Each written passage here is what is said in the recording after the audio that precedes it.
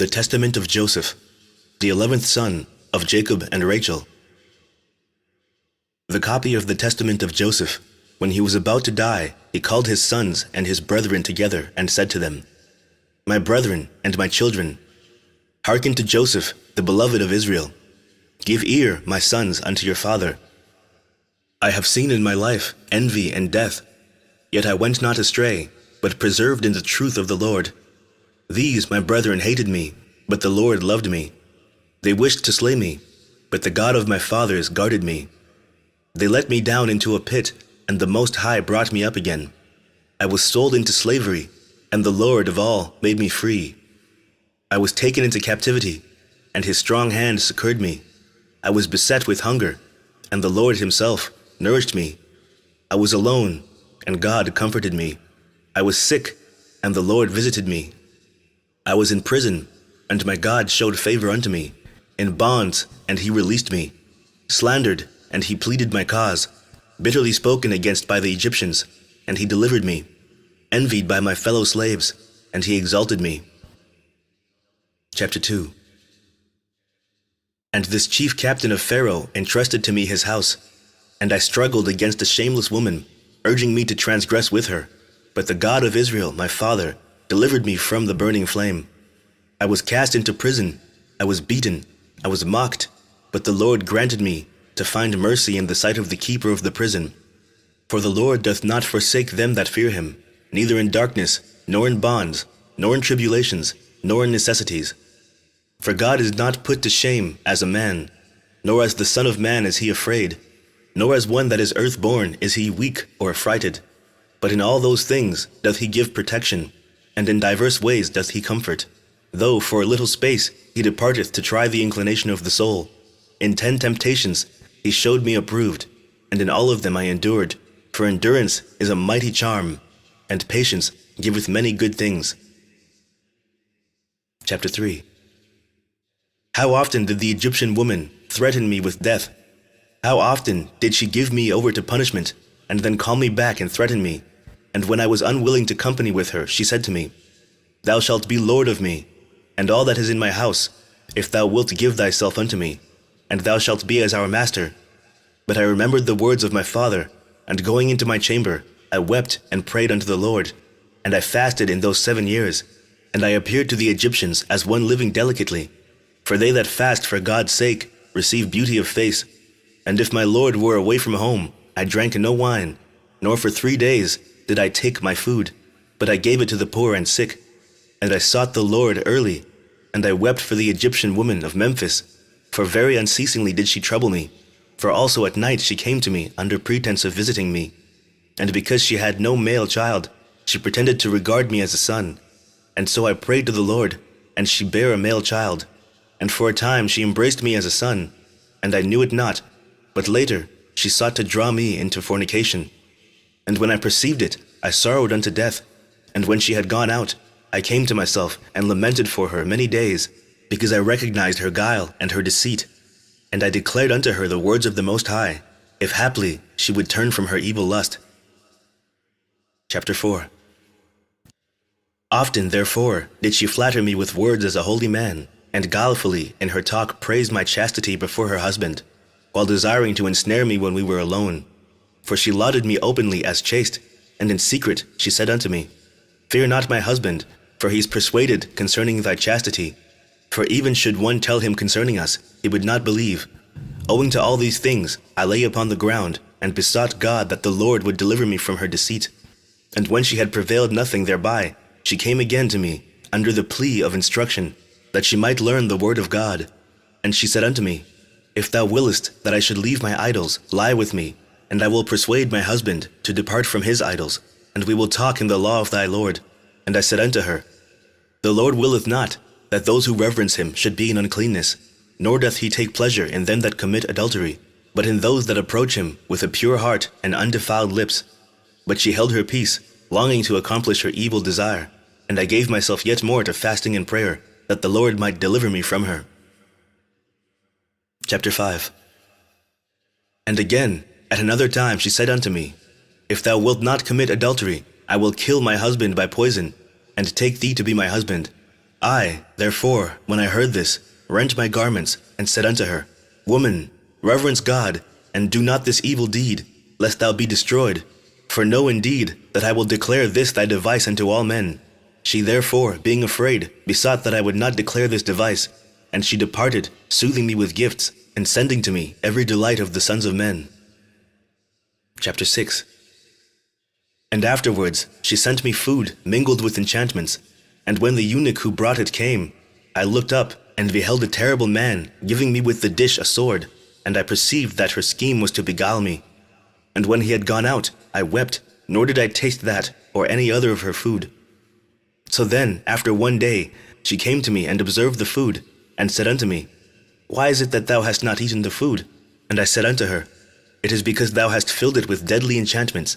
And how saidst thou, I come not near to idols, but to the Lord alone.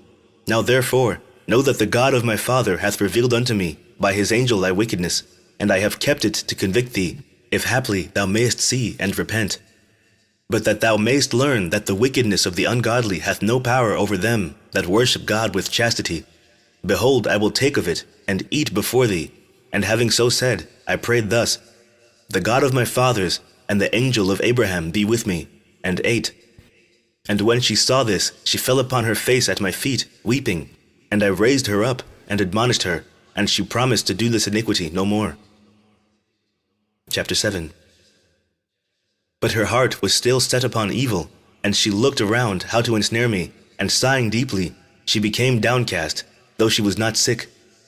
And when her husband saw her, he said unto her, Why is thy countenance fallen?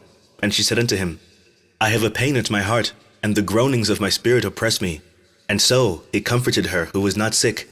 Then accordingly, seizing an opportunity, she rushed unto me while her husband was yet without, and said unto me, I will hang myself, or cast myself over a cliff, if thou wilt not lie with me.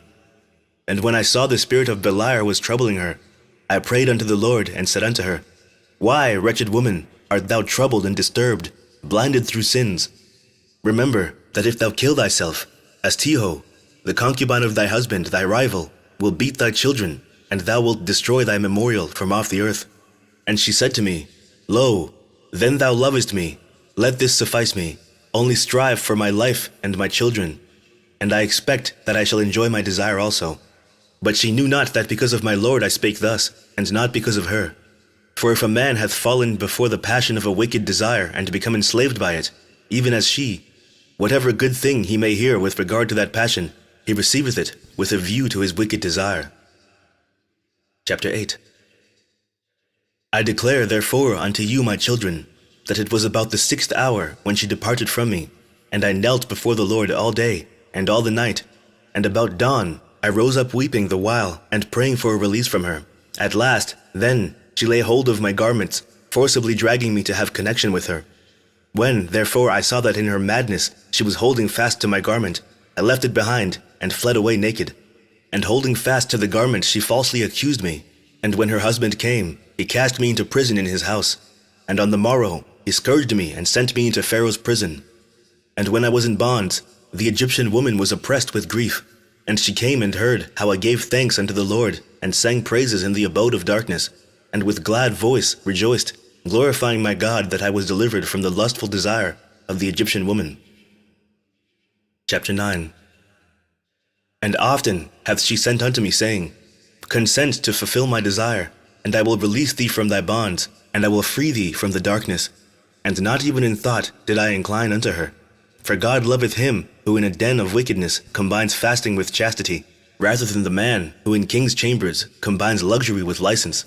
And if a man liveth in chastity, and desireth also glory, and the Most High knoweth that it is expedient for him, he bestoweth this also upon me.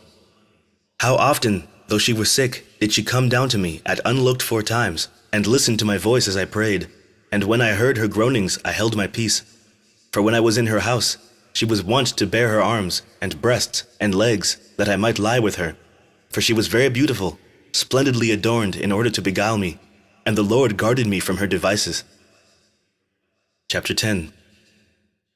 Ye see, therefore, my children, how great things patience worketh, and prayer with fasting.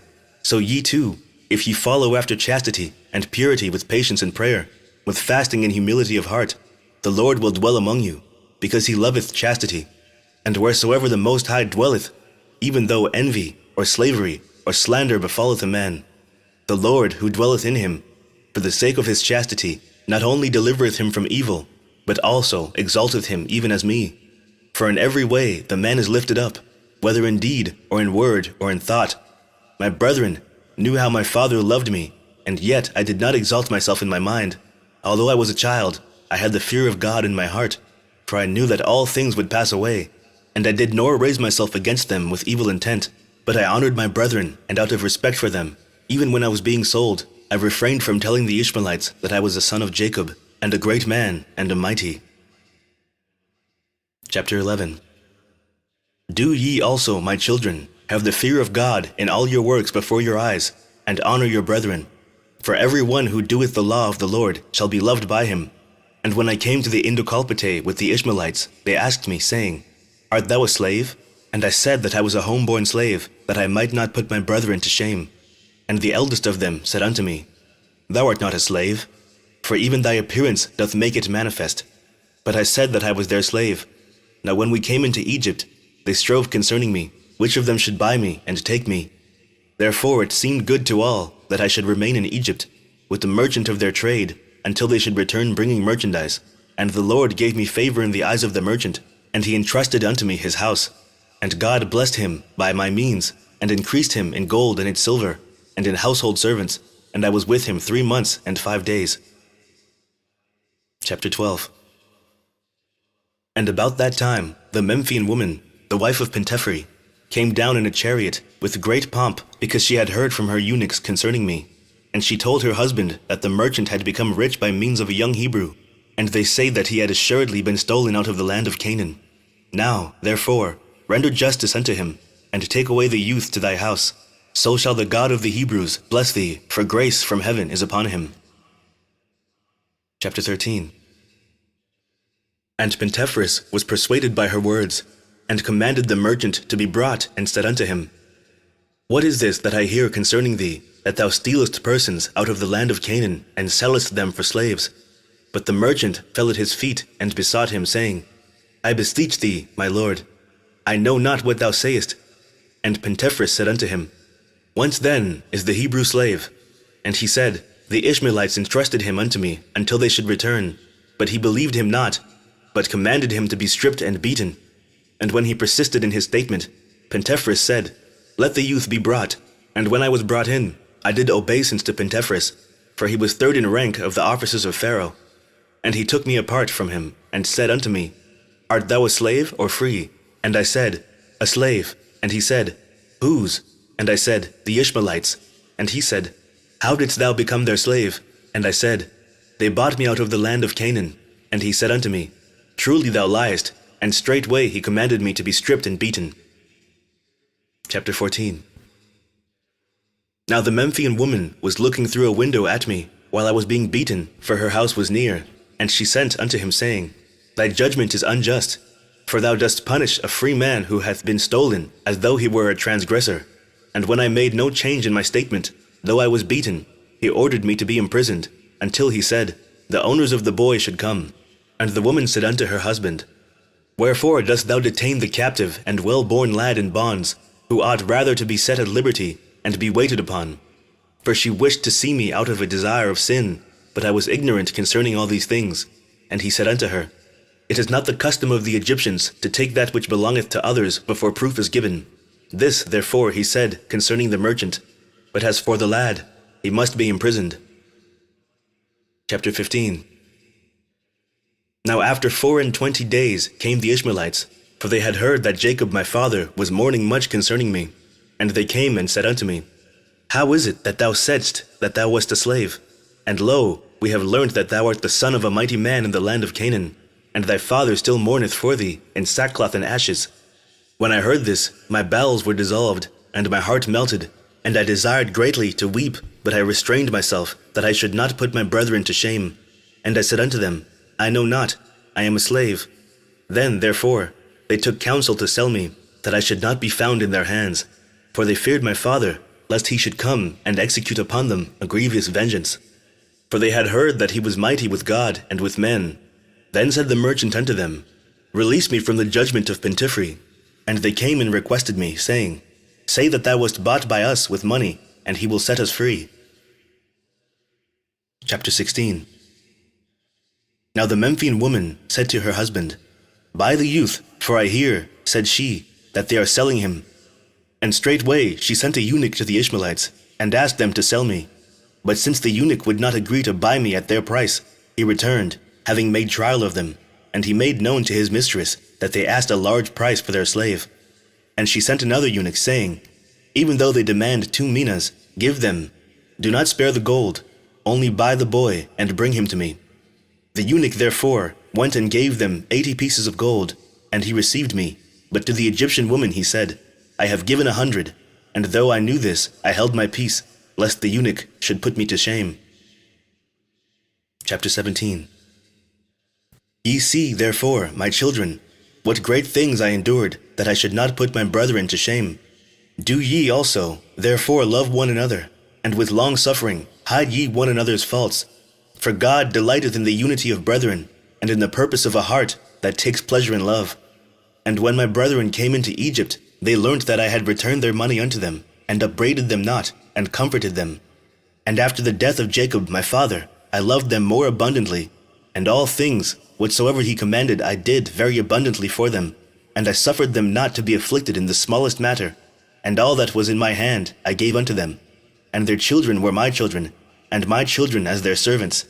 And their life was my life, and all their suffering was my suffering, and all their sickness was my infirmity. My land was their land, and their counsel my counsel. And I exalted not myself among them in arrogance because of my worldly glory, but I was among them as one of the least. Chapter 18. If ye also therefore walk in the commandments of the Lord, my children, he will exalt you there, and will bless you with good things forever and ever. And if any one seeketh to do evil unto you, do well unto him, and pray for him, and ye shall be redeemed of the Lord from all evil. For behold, ye see that out of my humility and long suffering I took unto wife the daughter of the priest of Heliopolis, and 100 talents of gold were given me with her, and the Lord made them to serve me. And he gave me also beauty as a flower beyond the beautiful ones of Israel. And he preserved me unto old age in strength and in beauty, because I was like in all things to Jacob. Chapter 19. Hear ye, therefore, my vision which I saw. I saw 12 hearts feeding, and 9 of them were dispersed. Now the 3 were preserved, but on the following day they also were dispersed. And I saw that the 3 hearts became 3 lambs, and they cried to the Lord, and he brought them forth into a flourishing and well-watered place. Yea, he brought them out of darkness into light. And there they cried unto the Lord, until there gathered together unto them the 9 hearts, and they became as 12 sheep. And after a little time they increased, and became many flocks. And after these things I saw, and behold, 12 bulls were sucking 1 cow, which produced a sea of milk. And there drank thereof the 12 flocks, and innumerable herds. And the horns of the 4th bull went up unto heaven, and became as a wall for the flocks. And in the midst of the 2 horns there grew another horn. And I saw a bull calf, which surrounded them 12 times, and it became a help to the bulls wholly. And I saw in the midst of the horns a virgin, wearing a many-colored garment, and from her went forth a lamb, and on his right was as it were a lion. And all the beasts and all the reptiles rushed against him, and the lamb overcame them and destroyed them. And the bulls rejoiced because of him, and the cow and the harts exulted together with them. And these things must come to pass in their season. Do ye therefore, my children, observe the commandments of the Lord, and honor Levi and Judah, for from them shall arise unto you the Lamb of God, who taketh away the sin of the world, one who saveth all the Gentiles and Israel. For his kingdom is an everlasting kingdom, which shall not pass away, but my kingdom among you shall come to an end as a watcher's hammock, which after the summer disappeareth. Chapter 20. For I know that after my death the Egyptians will afflict you, but God will avenge you, and will bring you into that which he promised to your fathers. But ye shall carry up my bones with you. For when my bones are being taken up thither, the Lord shall be with you in light, and Beliar shall be in darkness with the Egyptians.